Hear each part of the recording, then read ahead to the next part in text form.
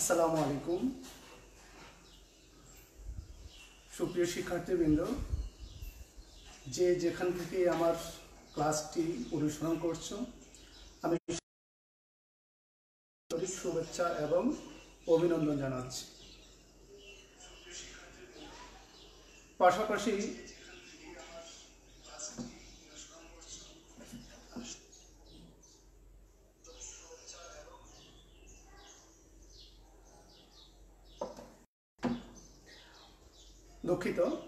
পাশাপাশি আমি সবাইকে পবিত্র মাহে রমজানের শুভেচ্ছা জানাচ্ছি এবং আমি আবারও কৃতজ্ঞতা প্রকাশ করছি আমার কলেজের সুযোগ্য অধ্যক্ষ মহোদয় প্রফেসর মোহাম্মদ মাহবুব করিম স্যারের নিকট, যিনি আমাকে আবারও সুযোগ করে দিয়েছেন তোমাদের সামনে এই লাইভ ক্লাস পরিচালনা করার জন্য। সুপ্রিয় শিক্ষার্থীবৃন্দ,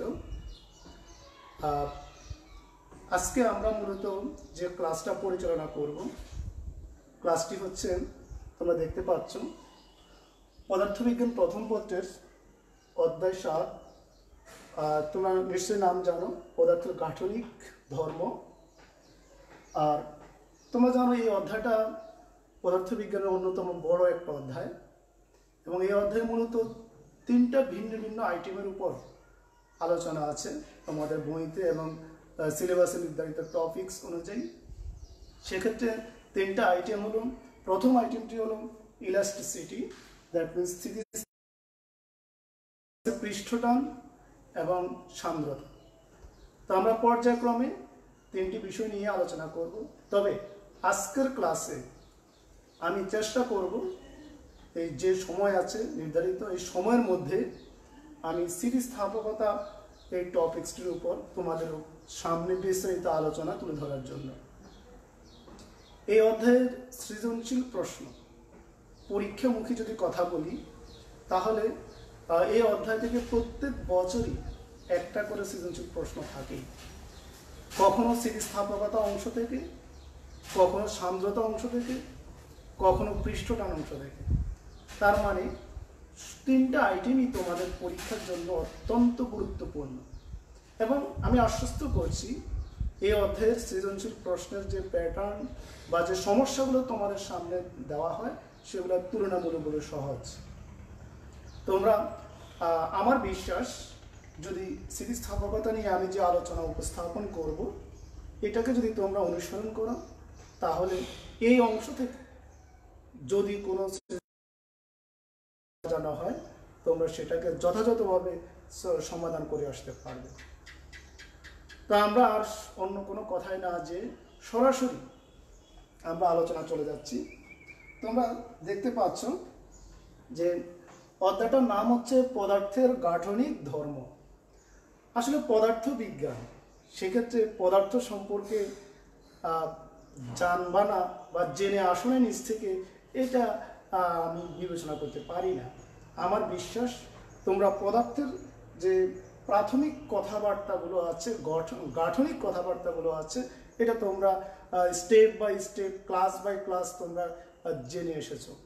তারপরও আমার এই অধ্যায়ের শুরুতে আমার কিন্তু মূল টপিক স্থিতিস্থাপকতা। সেক্ষেত্রে আমি গাঠনিক ধর্মের সাথে স্থিতিস্থাপকতার সম্পর্কটা কি, এটা একটু সামান্য আলোচনা করে তারপরে মূল আলোচনায় চলে যাব। ওকে, তো সেই হিসাব অনুযায়ী পদার্থের গাঠনিক দিক যদি আমরা বিশ্লেষণ করি, তার গাঠনিক বিভিন্ন ওরিয়েন্টেশনের জন্য আমরা এটাও জানি যে পদার্থ মানে ক্ষুদ্রতে ক্ষুদ্র অসংখ্য পরমাণু বা অণুর বিভিন্ন বিন্যাস। এই বিন্যাসের পরিবর্তনজনিত কারণেই মূলত পদার্থের বিভিন্ন ধরনের শ্রেণী বিভাগ আসছে। তোমরা জেনে এসেছো যে প্রধান 3টা শ্রেণী, একটা হলো কঠিন, একটা হলো তরল, আর একটা হলো গ্যাসীয় বা বায়বীয়। এছাড়াও আমরা পদার্থের আরেকটা অবস্থার কথাও জানি, যার নাম প্লাজমা অবস্থা। তো এগুলো নিয়ে আমার এখানে আলোচনা নাই। আমরা এই পদার্থের গাঠনিক ধর্মের স্থিতিস্থাপকতা বা আমার যে সিলেবাসের আলোচনার বিষয় সেই অংশে চলে আসি। এখানে পদার্থের গাঠনিক দিক যদি আমরা দেখি, যে অণু বা পরমাণুগুলো পরস্পরের সাথে বিভিন্ন প্রকার বন্ধনের মাধ্যমে তারা যুক্ত থাকে এবং কোনো কোনো ক্ষেত্রে অণুগুলো পরস্পর খুব ক্লোজলি অবস্থান করে, আবার কোনো কোনো ক্ষেত্রে পরমাণুগুলো পরস্পর থেকে সামান্য দূরে দূরে অবস্থান করে এবং কোনো কোনো ক্ষেত্রে পরমাণুগুলো অনেক দূরে দূরে অবস্থান করে। এবং এই তিনটা ভিন্নতার কারণেই পদার্থের তিনটা শ্রেণী বিভাগ করা হয়েছে, যেটা তোমরা জেনে এসেছো। একটা হলো কঠিন পদার্থ, একটা বায়বীয় পদার্থ। তাহলে একটা অণু থেকে আরেকটা অণু কতটুকু দূরত্বে আছে এবং এই দূরত্বে অবস্থানকালে সে কেন সেখানে স্টেবিলিটি অর্জন করে আছে, এটা নিয়ে মূলত আমার এখানকার আলোচনা। তাহলে এখানে নিশ্চয়ই সে কোনো বল দ্বারা সেখানে আবদ্ধ আছে, আকর্ষণ বল দ্বারা আবদ্ধ আছে। একটি কণা তার চারদিকে যতগুলো কণা থাকবে প্রত্যেকটা কণা দ্বারা সে আকর্ষিত আছে। এবং ভেক্টরিক্যাল নিয়ম অনুযায়ী আমরা জানি যে চারদিক থেকে যদি সমপরিমাণ বল পরস্পর বিপরীতমুখী ক্রিয়া করে, তাহলে সেক্ষেত্রে রেজাল্টেড যে ফোর্স অর্থাৎ লব্ধি যে বল, সে বলের মান শূন্য হয়, যার ফলশ্রুতিতে আমরা সেটাকে সাম্য অবস্থা বিবেচনা করি। ঠিক একই রকম এখানে কঠিন পদার্থের ক্ষেত্রে যে কণাগুলো আছে সেই কণাগুলো পরস্পরের খুব নিকটে অবস্থান করে। এদের ক্ষেত্রে আন্তঃআণবিক ফাঁকা স্থান নেই বললেই চলে। তাই এই বলের সাথে আন্তঃআণবিক যে ফাঁকা স্থানের কথা বলেছি বা ইন্টারমলিকুলার ফ্রি স্পেসের কথা বলছি, এটা একটা সম্পর্ক আছে। তোমরা জানো বলের সাথে দূরত্বের যে সম্পর্ক, সেটা হচ্ছে বর্গের ব্যস্তানুপাতিক সম্পর্ক। কোন ধরনের সম্পর্ক? বর্গের ব্যস্তানুপাতিক সম্পর্ক। তাই যেহেতু কঠিন পদার্থের মধ্যে কণাগুলো পরস্পর ক্লোজলি অবস্থান করে, that means intermolecular free space নগণ্য, তার মানে দূরত্বের পরিমাণটা কম, একটা কণা থেকে আরেকটা কণার দূরত্বের পরিমাণটা কম। তাই এদের মধ্যে পরস্পর যে আকর্ষণ বল, সে আকর্ষণ বলের মানটা অত্যাধিক বেশি হবে। এই বেশি হওয়ার কারণে সেটা একটি নির্দিষ্ট আকার আকৃতি অর্থাৎ আয়তন ধারণ করে। পক্ষান্তরে তরলের মধ্যে কণাগুলো কঠিনের চেয়ে দূরে দূরে অবস্থান করে, সেক্ষেত্রে দূরে যদি অবস্থান করে এই ফর্মুলা অনুযায়ী বলের পরিমাণটা আন্তঃআণবিক আকর্ষণ যে বল, সে বলের পরিমাণটা কম হবে। সেক্ষেত্রে বলের পরিমাণ কম হওয়ার কারণে তারা নির্দিষ্ট আকার আয়তন আকৃতি ধারণ করতে পারে না। আবার গ্যাসীয় পদার্থের কণাগুলো পরস্পর অনেক দূরে দূরে অবস্থান করে, এক্ষেত্রে আন্তঃআণবিক আকর্ষণ আন্তঃআণবিক ফ্রি স্পেসটা অনেক বেশি, অর্থাৎ দূরত্বটা অনেক বেশি। তাই আন্তঃআণবিক আকর্ষণ বল সেক্ষেত্রে নেই বললেই চলে। তাই সেটা কোনো আকার আকৃতি ধারণ করতে পারে না। তো এই আলোচনাটুকু মূলত নিচের ক্লাসে পড়া। আমরা এটাকে একটু নিয়ে কেন আমার এই আন্তঃআণবিক বলের সাথে সম্পর্কিত স্থিতিস্থাপকতা, এটা নিয়ে মূলত এই কথাগুলো বলার প্রয়োজন হয়েছে। তো চলে যাই আমরা পরবর্তী আলোচনায়। তাহলে কঠিন পদার্থে আন্তঃআণবিক আকর্ষণ বলের মানটা অনেক অনেক বেশি হবে। এখন আসুন, যখন কোনো একটি কণাকে তার কণার উপর, কঠিন পদার্থের ক্ষেত্রে বলছি, যখন কোনো একটি কণার বাহ্যিক কোনো বল প্রয়োগ করে তাকে স্মরণ ঘটানোর চেষ্টা করানো হয়, এক্ষেত্রে দুটি বিষয় জড়িত থাকবে। একটি হলো নিউটনস থার্ড ল, আর একটি হলো জড়তাজনিত একটা ঘটনা এখানে কাজ করবে। তোমরা জানো জড়তার ধারণা অনুযায়ী যে বস্তু যে অবস্থায় আছে কিংবা যে কণা যে অবস্থায় আছে সে অবস্থায় থাকার চেষ্টা করবে, এটাই জড়তা। আর নিউটনের থার্ড ল অনুযায়ী যখনই কোনো এক্সটার্নাল ফোর্স কোথাও প্রয়োগ হবে, তখন সমপরিমাণ আরেকটি রিঅ্যাক্টিং ফোর্স তার বিপরীতে কাজ করবে। তাহলে রিঅ্যাক্টিং বলতে পারি, রিস্টোরিং বলতে পারি, একটা বল সেখানে কাজ করবে। তাহলে কঠিন পদার্থের কোনো কণার উপর যখন বাহ্যিক কোনো বল প্রযুক্ত হবে, তখন এই কণাটার আরেকটি কণার মাঝে তো ফ্রি স্পেসের পরিমাণ নগণ্য, তাই তার আসলে কখনো কোনো স্মরণ ঘটে না, এখানে সে একটু কম্পিত হবে। তাহলে এই যে বল প্রয়োগ, কেন সে কম্পিত হচ্ছে, কম্পনের কারণটা কি? যখন বলটা প্রয়োগ হবে, এই বল প্রয়োগ হওয়ার ফলে তার মধ্যে ফিজিক্সের অন্যতম দুটি বিষয় কাজ করে বলে আমরা বিবেচনা করতে পারি। একটি হল নিউটনস থার্ড ল অনুযায়ী এখানে একটি প্রতিক্রিয়া বল সৃষ্টি হবে, যা তাকে আবার আগের অবস্থা নিয়ে আসার চেষ্টা করবে। আবার আরেকটি হচ্ছে যে জড়তাজনিত যে ধারণা, সে ধারণা অনুযায়ী কণাটি আগে সাম্য অবস্থায় ছিল, অর্থাৎ স্থির ছিল, সে এখনো স্থির থাকার চেষ্টা করবে, তাই সে আগের অবস্থায় ফিরে আসতে চাইবে। মূলত এই ধারণা থেকেই আমার এই ধর্মটার সৃষ্টি, স্থিতিস্থাপকতা ধর্মটির সৃষ্টি। লক্ষ্য করতে পারছো, আন্তঃআণবিক আকর্ষণ বলের পরিবর্তন, যদি এই আন্তঃআণবিক আকর্ষণ বলটা এখানে দুইভাবে হতে পারে। তুমি একটা কণার উপর, একটা কঠিন পদার্থের উপর সংকোচনজনিত বল প্রয়োগ করছো, আবার তুমি তাকে সংকুচিত করছো, তখন সে প্রসারিত হতে চাইবে। আবার যখন তুমি তাকে প্রসারিত করতে চাচ্ছ, তখন সে আবার সংকুচিত হতে চাইবে, অর্থাৎ সে আগের অবস্থা ফিরে আসতে চাইবে। এক্ষেত্রে যে বলটা কাজ করে, অর্থাৎ যে ধর্মের কারণে বা যে বলের কারণে সে পূর্বের অবস্থা ফিরে পেতে চায় বা ফিরে আসে, সেই ধর্মটার নাম হচ্ছে স্থিতিস্থাপক। তাহলে এটি মূলত কঠিন পদার্থের একটি বিশেষ ধর্ম। তবে কিছু কিছু তরল পদার্থের স্থিতিস্থাপকতার একটি বিশেষ অংশ কাজ করে, আমাদের আজকে ক্লাসের পুরোটা তোমরা ক্লিয়ার হবে। আর গ্যাসীয় পদার্থের এই ধর্মটি নাই বললেই চলে। তাহলে আমরা যদি এখান থেকে ছোট প্রশ্ন হিসাবে আসে যে আন্তঃআণবিক বলের আলোকে স্থিতিস্থাপকতার ধারণাটি ব্যাখ্যা করো, আমার মনে হয় যতটুকু আমি আলোচনা তোমাদের সামনে এখন উপস্থাপন করেছি, এতটুকুতেই তুমি এই অ্যান্সারটুকু করতে পারবে। আসলে এখানে যখন বাহ্যিক বল প্রয়োগ করে কোনো একটি কঠিন পদার্থের কণাকে স্মরণ ঘটানোর চেষ্টা করা হয়, তখন নিউটনের থার্ড ল এবং জড়তাজনিত কারণে ওই কণাটি পূর্বের অবস্থায় ফিরে আসে।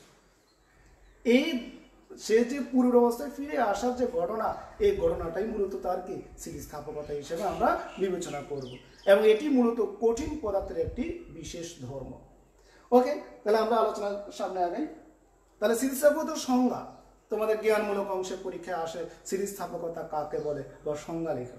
তাহলে আমরা বলতে পারি যে কোনো পদার্থের উপর বাহ্যিক বল প্রয়োগ করে যখন তার স্বাভাবিক অবস্থার পরিবর্তন ঘটানো হয় বা ঘটানোর চেষ্টা করা হয়, তখন যে ধর্মের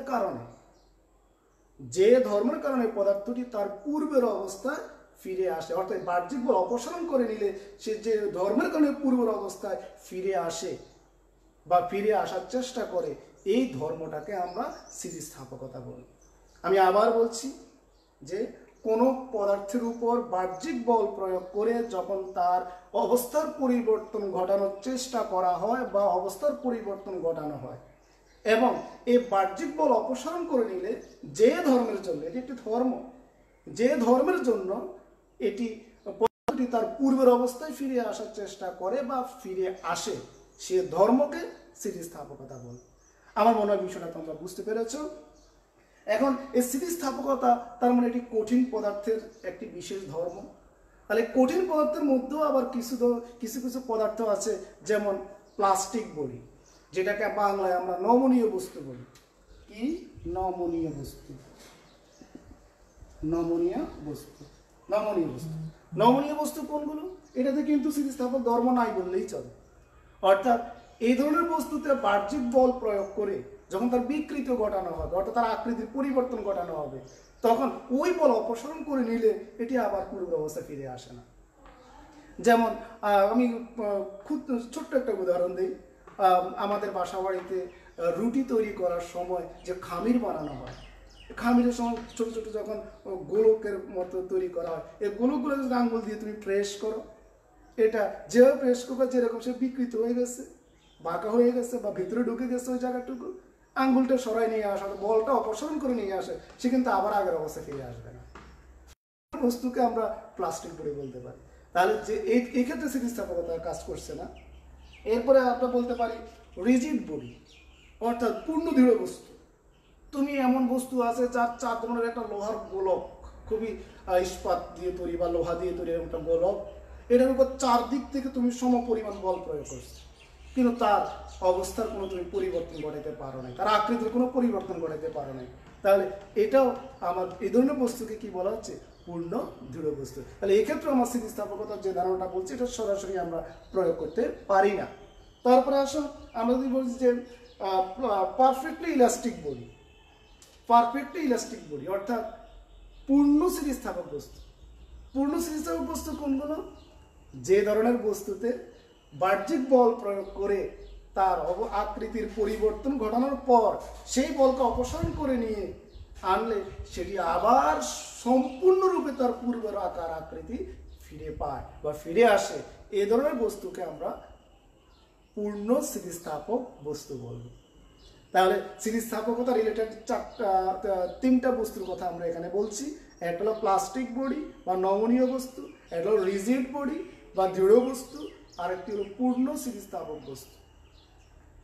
তিনটা আইটেমই কিন্তু কঠিন পদার্থের বিষয়। তাহলে কঠিন পদার্থের মধ্যে ওই শ্রেণীটাই পূর্ণ স্থিতিস্থাপক বস্তু হিসাবে আমরা বিবেচনা করব, যে বস্তুগুলোতে বাহ্যিক বল প্রয়োগ করে তার আকার আকৃতির পরিবর্তন ঘটানোর পর ওই বল অপসারণ করে নিলে সেটি আবার পূর্বের অবস্থায় ফিরে আসে বা আসতে চায়, এই ধরনের বস্তুকে আমরা পূর্ণ স্থিতিস্থাপক বস্তু নিয়ে কথা বলবো। তাহলে আমাদের এখানে সামনে যে আলোচনার বিষয় থাকবে সেই আলোচনাগুলো কিন্তু নমনীয় বস্তু নিয়েও নয়, অর্থাৎ প্লাস্টিক বডি দিয়েও করবো না, রিজিড বডি দিয়েও করবো না, আমরা করব কোন ধরনের বস্তু দিয়ে? পূর্ণ স্থিতিস্থাপক বস্তু দিয়ে করব। ওকে, স্থিতিস্থাপকতা আলোচনা করার পূর্বে, এই ধর্মটা পরিপূর্ণভাবে ব্যাখ্যা করার পূর্বে আমাদের আরো কিছু স্থিতিস্থাপকতা রিলেটেড কিছু শব্দের সাথে আমাদের পরিচিত হতে হবে। তার মধ্যে অন্যতম একটা বিষয় হচ্ছে ইলাস্টিক লিমিট। আমরা এটাগুলোকে একটু মুছে নিই। ইলাস্টিক লিমিট অর্থাৎ স্থিতিস্থাপকতার সীমা। আগে একটা ছোট্ট উদাহরণ দেই। তোমরা প্রায় এই ধরনের দুষ্টুমি করো। ক্লাস চলাকালীন সময় দেখা যায় আমরা ডায়াসে বসে খুব আন্তরিকতার সাথে ক্লাস নিচ্ছি, কিন্তু তোমরা পিছনে বসে বসে এই কাজগুলো করো। কি কাজ? একজন আরেকজনকে মনে করো একটু খোঁচা দিচ্ছ। এখন তুমি একবার দিয়েছো, যে মাত্রায় দিয়েছো সে চুপচাপ আছে, সে ক্লাসে মনোযোগী হওয়ার চেষ্টা করেছে। আবার তুমি দিয়েছো, সে সহ্য করে গেছে। আবার তুমি দিয়েছো, আরেকটু জোরে দিয়েছো, সে তাও সহ্য করে গেছে। এরপরে তুমি আরেকটু জোরে দিয়েছো, সে আর সহ্য করতে বসে পিছনে ফিরে গেছে। লক্ষ্য করো, যতক্ষণ পর্যন্ত তুমি বাহ্যিক বল প্রয়োগ করেছো, প্রয়োগ করার পরও বিকৃতি ঘটাইছো, কিন্তু সে সেটাকে সয়ে গেছে বা সহনশীল অবস্থা ছিল, ততক্ষণ পর্যন্তই তার নিজস্ব যে ধৈর্যের লিমিট সেটা ছিল। এরপরে সে ধৈর্য বিচ্যুতি হয়েছে, সে পুরোপুরি বিকৃত হয়ে গেছে। কথা বুঝে নিও। তাহলে স্থিতিস্থাপকতার সীমা, তাহলে বাহ্যিক বল প্রয়োগ করে কোনো বস্তুর উপর বাহ্যিক বলের যে সর্বোচ্চ মান পর্যন্ত কোনো বস্তু পূর্ণ স্থিতিস্থাপক বস্তু নিয়ে আচরণ করে। তাহলে পূর্ণ স্থিতিস্থাপক বস্তু একটু আগে আলোচনা করেছি। কোন ধরনের বস্তু? যে ধরনের বস্তুতে বাহ্যিক বল প্রয়োগের পর ওই বল অপসারণ করে নিলে সে আবার পরিপূর্ণভাবে পূর্বের অবস্থায় ফিরে আসবে, ওই ধরনের বস্তু হচ্ছে পূর্ণ স্থিতিস্থাপক বস্তু। তাহলে স্থিতিস্থাপক সীমা, এর মধ্যে যে বলের যে সর্বোচ্চ মান পর্যন্ত এখানে প্রয়োগ করা যাবে, প্রয়োগ করলে সে বিকৃত হবে, আবার ওই মানটা অপসারণ করে নিলে সে ওই বলটা অপসারণ করে নিলে সে আবার পারফেক্টলি পূর্বের রূপ ফিরে পাবে। এই ধরনের বস্তুকে আমরা পূর্ণ স্থিতিস্থাপক বস্তু বলি। তাহলে এই বলের যে সর্বোচ্চ মানটা এখানে ব্যবহার হয়েছে, এই মানটাকে আমরা স্থিতিস্থাপকতার সীমা বলি। ওকে, তারপরের সঙ্গে যদি আমরা অসহবার বা ব্রেকিং ওয়েট এটাকে বলে থাকি আমরা।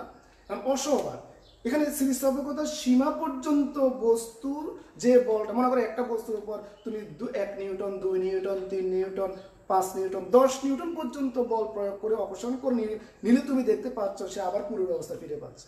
কিন্তু যখন তুমি 10-এর উপরে কোনো বল প্রয়োগ করো, 10.1, 10.5, 11, 12 বা আরো বড় কোনো মান, তখন দেখা যায় ওই বল অপসারণ করে নিলে সে আর পূর্বের অবস্থায় ফিরে আসে না। তাহলে স্থিতিস্থাপক সীমা ক্রস করার পর যে বলের যে সর্বোচ্চ মান প্রয়োগ করলে বা বলের যে সর্বনিম্ন মান প্রয়োগ করলে, এখানে সর্বনিম্ন বলছি কারণ আছে, বলের যে সর্বনিম্ন মান প্রয়োগ করলে বস্তুটি ভেঙে যায় বা ছিঁড়ে যায়, ও ধরনের বস্তুকে, ওই বলকে বা ওই ভরকে আমরা কি বলবো? অসভার। এখন ধরো একটা বস্তুর উপর তুমি উদাহরণ 10 নিউটন পর্যন্ত তার ইলাস্টিক লিমিট ছিল, এরপরে তুমি 10-এর উপরে 20 পর্যন্ত নেওয়ার পর সে লম্বা হয়েছে, এখনো তার আকৃতি মোটামুটি চিকন হয়ে গেছে বা যাই হয়েছে এখনো আছে, ভেঙে যায় না বা ছিঁড়ে যায় না। 20-এর উপরে তুমি যদি 20.1 যাও বা এর চেয়ে বেশি যাও তাহলে দেখা যায় সে মাঝখান থেকে 20 যদি 30 নিউটন প্রয়োগ করো তাহলেও তো ভেঙে যাবে, 50 নিউটন প্রয়োগ করো তাহলেও ভেঙে যাবে। তাহলে সংজ্ঞা যখন আমরা বলবো যে প্রযুক্ত বলের যে সর্বনিম্ন মান অতিক্রম করলে, সর্বনিম্ন বলছি এই জন্য, প্রযুক্ত বলের যে সর্বনিম্ন মান অতিক্রম করলে কোনো বস্তু ভেঙে যায় বা ছিঁড়ে যায়, ওই ধরনের বল, ওই বরকে বা ওই ভারকে আমরা কি বলবো? অসহভার। ওকে, আমার মনে হয় আমরা এটাও বুঝতে পেরেছি। তারপরে আসি স্থিতিস্থাপকতার ক্লান্তি, ইলাস্টিক ফ্যাটিগ বলা হয় এটাকে। স্থিতিস্থাপকতার ক্লান্তিটা কি আসে? ক্লান্তির ঘটনা এখানে বলছে যে কোনো এখানে ইলাস্টিক লিমিট অতিক্রম করার দরকার নেই। যদি কোনো বস্তুর উপর অনবরত প্রযুক্ত যে বলটা আছে সে বলের মানটা যদি হ্রাস বৃদ্ধি করানো হয়, অনবরত যদি এই কাজটা করা হয় তাহলে দেখা যাবে যে বস্তুর মধ্যে অনেকক্ষণ এই কাজটা করার পরে ওই বস্তুটি তার স্থিতিস্থাপক ধর্ম কিছুটা লোপ পায় বা স্থিতিস্থাপক ধর্ম কমে যায় বা সে পূর্বের অবস্থায় ফিরে আসে না। এই ঘটনাটাকে কি বলা হচ্ছে? স্থিতিস্থাপকতার ক্লান্তি বা ইলাস্টিক ফ্যাটিগ। ওকে, তাহলে সংজ্ঞা যদি বলি যে স্থিতিস্থাপকতার সীমার মধ্যে কোনো একটি বস্তুর উপর অনবরত প্রযুক্ত বলের হ্রাস বৃদ্ধি করা হলে ওই বস্তুতে স্থিতিস্থাপকতার ধর্মের হ্রাস পায় বা লোপ পায়, এই ঘটনাটাকে কি বলা হয়? স্থিতিস্থাপকতার ক্লান্তি। তাহলে আমরা যে বিষয়গুলো নিয়ে কথা বললাম, স্থিতিস্থাপকতা নিয়ে কথা বললাম, স্থিতিস্থাপকতার সীমা নিয়ে কথা বললাম, তারপর স্থিতিস্থাপকতা অসভার নিয়ে কথা বললাম, এরপরে স্থিতিস্থাপকতার ক্লান্তি নিয়ে কথা বললাম। এগুলো থেকে ছোট প্রশ্ন আসবে, জ্ঞানমূলক প্রশ্ন আসতে পারে এগুলো, আর বড় ধরনের কোনো প্রশ্ন এখন আমরা এই যতটুকু আলোচনা করেছি এতটুকু থেকে হবে না। এরপরে আসি আমাদের এই অধ্যায়ের অত্যন্ত গুরুত্বপূর্ণ দুইটা টপিকস, একটা হলো স্ট্রেস আর একটা হলো স্ট্রেইন। অর্থাৎ স্ট্রেস হলো পীড়ন আর স্ট্রেইন হলো বিকৃতি। আমরা বিকৃতি নিয়ে কথা বলি। স্ট্রেইন অর্থাৎ বিকৃতি, এই সংখ্যাটাও পরীক্ষা আসে। বিকৃতিটা কি? আসলে কোনো একটি বস্তুর উপর বাহ্যিক বল প্রয়োগ করলে তারও আকার আকৃতির পরিবর্তন ঘটবে। এই পরিবর্তন ঘটার পর যে রূপটাই তার বিকৃত হওয়া। এখন আমার মুখ এইভাবে আছে, আমি যদি আমি এটাকে একটু পরিবর্তন করি, কথা বলার সময় আমার ঠোঁটগুলো একটু এলোমেলো যে আকার ধারণ করে, এটা এক ধরনের বিকৃতি। আবার আমি যখন জ্ঞান থাকবো অর্থাৎ চুপ থাকবো তখন এক ধরনের রূপ থাকবে। তাহলে এক রূপ থেকে আরেক রূপে পরিবর্তন হওয়াটাই কি? বিকৃতি। তাহলে এই বিকৃতি কি আপনা আপনি হবে না। বিকৃতি হবে কিভাবে? বাহ্যিক বল তার মধ্যে প্রযুক্ত হতে হবে, তাহলে সেখানে কি হবে? বিকৃতি ঘটতে হলে বাহ্যিক বলের প্রয়োজন হবে। এবং এই বাহ্যিক বল প্রয়োগ হলে কোনো একটি বস্তুর মাত্রাগত পরিবর্তন হয়। আমাদের সংজ্ঞা বলি যে বিকৃতিটা কি, আমরা বলি কোনো একটি বস্তুর একক মাত্রায় যে পরিবর্তন ঘটে তাকে কি বলা হয়? বিকৃতি বলা হয়। সংজ্ঞাটা আসতে পারে, কি বললাম? কোনো একটি বস্তুর একক মাত্রায় যে পরিবর্তন ঘটে তাকে কি বলবো?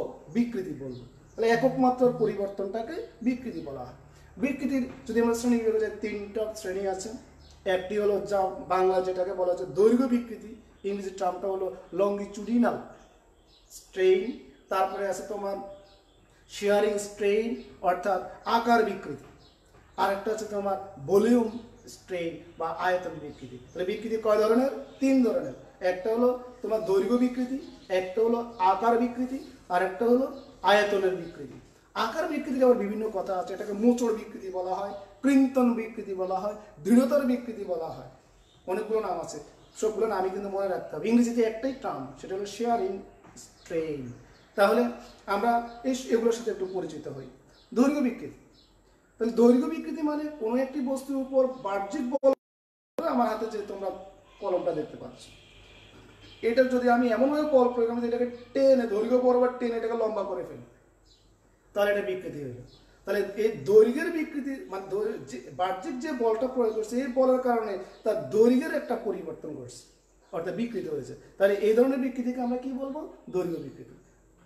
তবে এখানে একটু কথা আছে, সবগুলো সংজ্ঞার মধ্যেই কিন্তু স্থিতিস্থাপকতার লিমিট ক্রস করা যাবে না। তাই আমরা বলতে হবে যে স্থিতিস্থাপকতার সীমার মধ্যে কোনো একটি বস্তুর দৈর্ঘ্য বিকৃতি ঘটানোর জন্য কোনো একটি বস্তুর উপর কোনো একটি বস্তুর দৈর্ঘ্য বরাবর বল প্রয়োগ করার ফলে তার যে বিকৃতি ঘটে তাকে আমরা কি বলবো?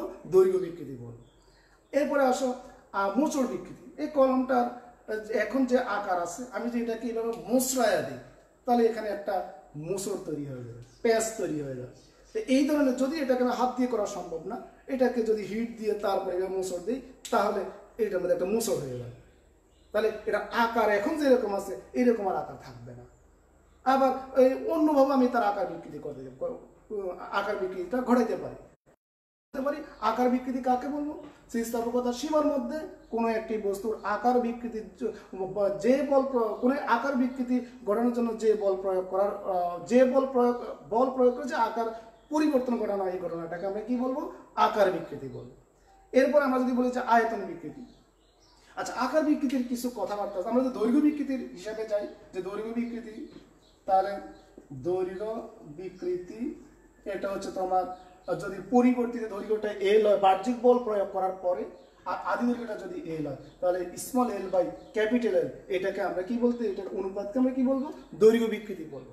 আমরা যদি বলেছি আকার বিকৃতি, আকার বিকৃতি, এক্ষেত্রে একটু কথা আছে। আকার বিকৃতি আমরা কিভাবে পরিমাপ করবো? ধরো আমরা যদি একটা বস্তুকে, এরকম একটা বস্তুকে এর নিচের যে শেপটা আছে এটাকে আমরা গ্লু দিয়ে বা ঘাম দিয়ে তলের সাথে আটকায় দিলাম, টেবিলের তলের সাথে আটকায় দিলাম, দিয়ে যদি আমি এটার উপরে একটা স্পর্শী বল প্রয়োগ করি, কোনা বরাবর এটার একটা ধাক্কা দিই, তাহলে দেখা যাবে যে এটার এই বাহুটা এই জায়গায় চলে আসলো, এই বাহুটা এই জায়গায় চলে আসলো, অর্থাৎ এখন হয়ে গেল সে রাম্বার শেপ। কথা বুঝে না? তাহলে তার আকারের পরিবর্তন হয়ে গেছে। এখন দেখো তার আদি এডজের সাথে এখানে একটা কোণ উৎপন্ন হয়েছে, এখানেও একটা কোণ উৎপন্ন হয়েছে। কোণের মান যদি কম হয় তার আকার বিকৃতিটা কম হবে, এই কোণের মানটা যদি আরো বড় হয় তার আকার বিকৃতিটা আরো বেশি হবে। তাহলে আকার বিকৃতি পরিমাপ করবো আমরা কি নির্ণয় করে? মূলত এখানে থিটা, অর্থাৎ এই কোণটা যদি আমরা বের করতে পারি তাহলে আমরা আকার বিকৃতিটা নির্ণয় করতে পারবো। তাহলে লক্ষ্য করো, তার আদি এই যে বাহুটা, এই বাহুটাকে যদি আমি ডি দ্বারা ধরি, আর এখানে কতটুকু বাড়ছে সেটা যদি আমি ডি দ্বারা প্রকাশ করি, তাহলে এখানে মোটামুটি একটা ত্রিভুজ হয়ে যাচ্ছে, এ বি সি, একটা ত্রিভুজে পরিণত হচ্ছে। তাহলে এই সমকোণী ত্রিভুজ থেকে আমরা বলতে পারি এটা হচ্ছে তোমার লম্ব আর এটা হচ্ছে কি ভূমি। তাহলে tan থিটা ইকুয়াল লম্ব বাই ভূমি, অর্থাৎ ডি বাই ডি। আসলে কোনো একটি বস্তুর, কঠিন বস্তুর এই আকার বিকৃতির মানটা খুবই কম ঘটানো যায়, সেক্ষেত্রে থিটাটা খুবই ক্ষুদ্র হয়। আর থিটা যদি ক্ষুদ্র হয়, আমরা জানি গাণিতিক হিসেব অনুযায়ী tan থিটা, অর্থাৎ থিটা যদি খুবই ক্ষুদ্র হয় তাহলে আমরা tan nearest equal to theta দ্বারা প্রকাশ করতে পারি। তাহলে সেক্ষেত্রে ডি বাই ডি দ্বারা আমরা এটাকে নির্দেশ করতে পারি। ওকে, তাহলে আকার বিকৃতির থিটা ইকুয়াল হচ্ছে small D by capital D. আর একটা বিকৃতির কথা বললাম, আয়তন বিকৃতি। এখন আয়তন বিকৃতি দুইভাবে ব্যাখ্যা করতে পারি। একটা হলো কোনো একটি বস্তুর চারদিকে আমি সম পরিমাণ বল প্রয়োগ করলাম, বল প্রয়োগ করে তাকে তার ভিতরে তাকে মানে প্রসারিত করে ফেললাম, সেক্ষেত্রে তার ভিতরে আদি একটা আয়তন আছে আর প্রসারিত হওয়ার পর তার আরেকটা আয়তন আছে। তাহলে এই দুটোর অনুপাত নিলে আমি কি বের করতে পারবো? আয়তন বিকৃতিটা পেয়ে যাব। আবার আমি আরেকটা বস্তুর উপর সংকোচন করতে পারি। মনে করো আমি এখানে এরকম একটা বস্তুর উপর চারদিক থেকে সমপরিমাণ বল প্রয়োগ করছি একসাথে, তাহলে এটার আয়তন সংকুচিত হয়ে এতটুকু হয়ে গেল। তাহলে তার আদি